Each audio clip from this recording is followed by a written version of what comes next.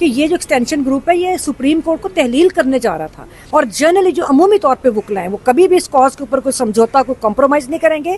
اور میرا قوم کو بھی پیغام ہے، بلکہ تمام طبقات کو جن میں صحافی حضرات میں ان کی بھی بڑی جمہوری جدوجہد رہی. نثار عثمانی صاحب تھے، آپ کو پچھلی اگر تاریخ میں کیا اس وقت میں نے جانا، اور اس وقت بھی آپ کے بڑے دلیر لوگ ہیں.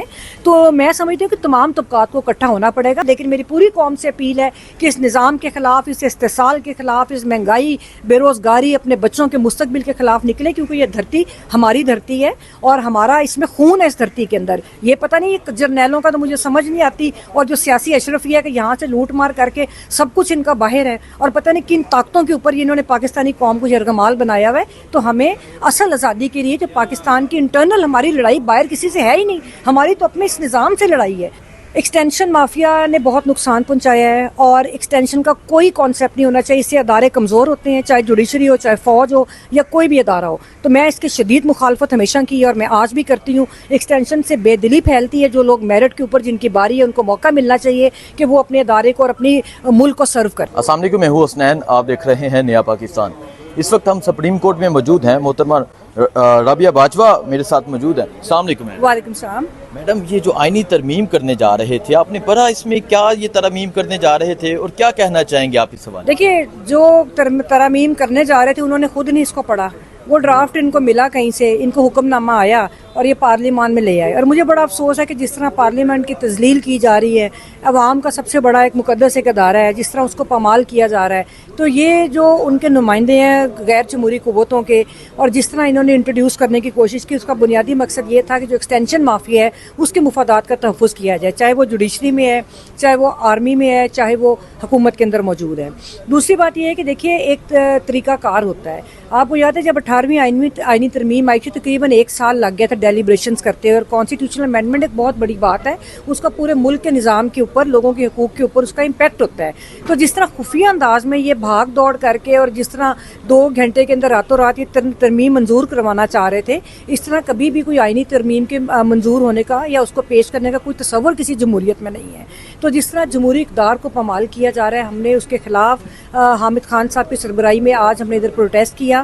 اور اس کے علاوہ جو آزاد منش جج ہیں، دیکھیے پہلی بات پاکستان کی تاریخ میں ہوا ہے کہ جوڈیشری ایسے انسٹیٹیوشن کھڑی ہوئی. اسلام آباد ہائی کورٹ کے ججز کی بات کر رہی ہوں. اسی طرح کچھ آپ کو تھوڑا سپریم کورٹ کے اندر بھی ایسے ججز نظر آئے جنہوں نے آزاد فیصلے دیے بھی، اور کچھ کوشش بھی کی کہ وہ اپنا آئینی ذمہ داریاں ادا کرے. جس طرح ان کو دبایا جا رہا ہے، جس طرح عدالتی نظام کو میں سمجھتی ہوں کہ یہ جو ایکسٹینشن گروپ ہے یہ سپریم کورٹ کو تحلیل کرنے جا رہا تھا، کہ جس طرح جو آؤٹ لائنس ہم نے امینڈمنٹس کی دیکھی ہیں، تو اس کے خلاف جو ہمارا رول ہے وہ ہم نے پلے کیا. ہم کانسٹنٹلی آواز بھی اٹھا رہے ہیں، ہم نکل بھی رہے ہیں، ہم پروٹیسٹ بھی کر رہے ہیں، ڈیمونسٹریشنز بھی کر رہے ہیں.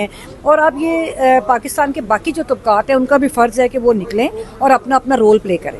اچھا، مجھے بتائیں، اس آئینی ترمیم میں بہت سی چیزیں ہیں جو ہم نے پڑھی، جیسا کہ اگر کسی بندے کو اٹھایا جاتا ہے تو عدلیہ اس میں عمل دخل نہ کر سکے، پوچھ نہ سکے کہ کہاں لے کر گئے ہیں.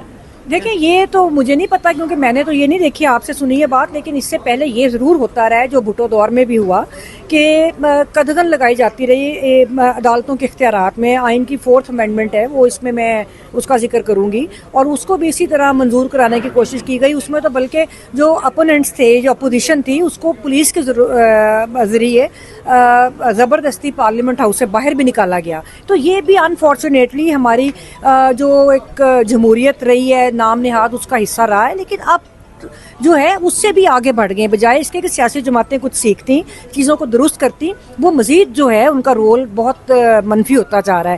اور پاکستان کے اندر جو کرائسس ہے، اس کی ذمہ داری اشرفیہ کے وہ اسٹیبلشمنٹ اور اشرفیہ کے جو گٹھ جوڑ ہے سیاسی اشرفیہ کا، وہ برابر ذمہ دار ہے اس کے. رات کو وزیر قانون صاحب رات کو 11 بجے کہتے ہیں کہ مجھے مسودے کی کاپی مل گئی ہے. کیا وزیر قانون کو علم میں لائے بغیر یہ آئینی ترمیم کی جا رہی ہے؟ یہی تو میں کہنے کی انتہائی افسوسناک ہے. اور ان کا جس وکلا کی جو کاز کو نقصان پہنچانے میں ان کے وزیر قانون صاحب جو ہے اور ان کے گروپ کا بہت بڑا ہاتھ ہے، کہ جنہوں نے وکلا کے کاز کو بہت ڈیمیج کیا ہے. وکلا تحریک میں بھی یہ وکلا کے خلاف کھڑے ہوئے تھے، اس وقت بھی یہ عامر کے ساتھ تھے، مشرف کے ساتھ تھے. اس کے بعد اس وقت بلکہ میں نے کافی دفعہ یہ بات کی ہے کہ جن پولیٹیکل پارٹیز کے اندر اس طرح کے کریکٹرز ہوتے ہیں وہ سیاسی جماعتوں کو بھی کمزور کرتے ہیں. تو اسی طرح آپ دیکھیں کہ جو جس جماعت میں وہ ہیں اس کا اس وقت کیا حال ہے. تو انفارچونیٹلی مطلب مجھے بڑا دکھ ہوتا ہے کہ اس طرح کے لوگ وکلا کے اندر ہیں اور وہ ریاستی طاقت کی بنیاد کے اوپر ان کو ریاست نہ سپورٹ کرے. تو ان کے کیا بیانی ہے؟ ان کا کبھی کسی نے پوچھا کہ ان کا سیاست میں کیا بیانی ہے؟ ان کو کبھی کسی نے پوچھا کہ ان کی کیا کنٹریبیوشن ہے بار کے اندر؟ چند لوگوں کو یہ اکوموڈیٹ کر کے انہوں نے بار میں سیاست کی ہے اور ریاست کی طاقت میں کی ہے. جس دن ریاست کی طاقت ان کے پیچھے سے ہٹ گئی پھر میں دیکھتی ہوں کہ ان کی کیا سیاست ہے. اور مجھے بہت دکھ ہے جو ان کا رول اس وقت پارلیمان کی تذلیل کرنے میں جو اس طرح کے اور لوگوں کا بھی، صرف ان کی بات نہیں ہے، اور بھی جو لوگ ہیں جو ان کا رول ہے، میں اس پہ مجھے بہت دکھ ہوتا ہے. اچھا، اگر ایسا کرنے کی کوشش کی جاتی ہے تو وکلاء کے کیا رد عمل ہوگا؟ کیونکہ آج آپ نے اعلان کیا 19 ستمبر سے ایک تحریک کا آغاز ہوگا لاہور ہائی کورٹ سے. کیا کرنے جا رہے ہیں وکلاء؟ دیکھیں ہمارا وکلا کی اگر آپ تھوڑا سا سمجھنے کی کوشش کریں کہ وکلا میں 2 گروپس ہیں. ایک گروپ کا نام پروفیشنل گروپ ہے جس کی قیادت حامد خان صاحب نے کی. اس کے علاوہ ہمارے بڑے قائدین میں منیر ملک صاحب جنہوں نے وکلا تحریک چلائی، سابق صدر سپریم کورٹ بار جو کراچی سے ہمارے سربراہی کرتے ہیں. اسی طرح رشید رضوی صاحب جو اللہ تعالیٰ انہیں غریق رحمت کرے، اب ہمارے میں وہ نہیں ہے، بہت گریٹ انسان تھے اور ان کی بہت بڑی کنٹریبیوشن تھی. یہ ہماری قیادت ہے. اور آپ اگر ذرا سی تاریخ پر نظر ڈالیں، اگر وکلا کا جو کاز ہے، ان کا بیانیہ ہے، وہ اس کو لے کے چلنے والا پروفیشنل گروپ ہے. اور آج بھی اگر ہم کھڑے ہیں، ہم بڑے برے اور بڑے سخت حالات میں کھڑے ہیں، تو وہ بھی ہم لوگ کھڑے ہیں. اور حامد خان صاحب نے ہر ایشو کے اوپر وکلا کی نمائندگی کی ہے. لیکن یہ بھی سمجھنے کی ضرورت ہے کہ ہمارا مقابلہ ایک ریاستی طاقت کے ساتھ ہے.